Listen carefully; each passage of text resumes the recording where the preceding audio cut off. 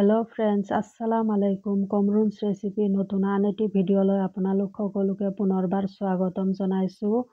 আজি মই উখোৱা চাউলৰ কড়াইগুড়ি ৰেচিপি এটা লৈ আহিছোঁ আপোনালোকৰ মাজলৈ।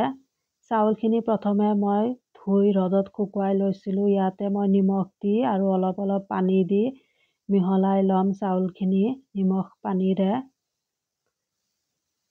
ইয়াতে মই 2 কেজি চাউল লৈছোঁ। সান্দহগুড়ি আজি মই ঢেঁকীত কেনেকৈ খুন্দি বনাই তাকে দেখুৱাম। ঢেঁকী নাথাকিলে মিক্সিতো বনাব পাৰি সান্দহগুড়ি। বলক এতিয়া কেনেকৈ বনাওঁ আৰম্ভ কৰোঁ। কেৰাহীত অলপকৈ চাউল দি ফুটি অহালৈকে চাউলখিনি ভাজি ল'ব লাগিব ৰঙচুৱাকৈ। চাউলখিনি চব ভাজি লৈ ঠাণ্ডা হ'ব দিব।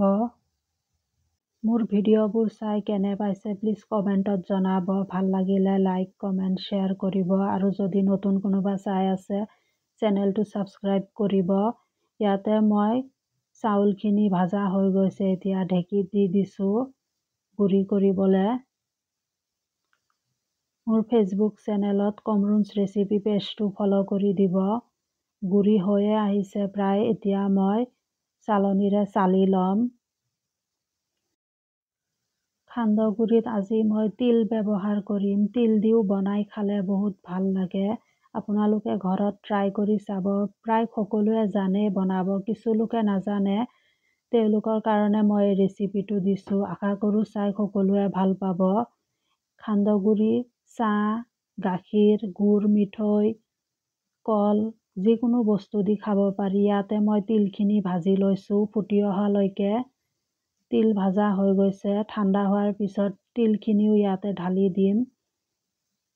গুড়ি হোৱাৰ পিছত এইখিনিও চালি ল'ম। যেনেদৰে মই দেখাইছোঁ তেনেদৰে আপোনালোকে ট্ৰাই কৰিব।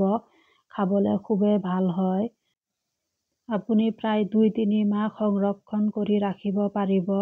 খুবেই সহজে আৰু কম সময়ত বনাই খাব পৰা এটা ৰেচিপি। মোৰ ভিডিঅ'টো চাই কেনে পালে প্লিজ জনাব।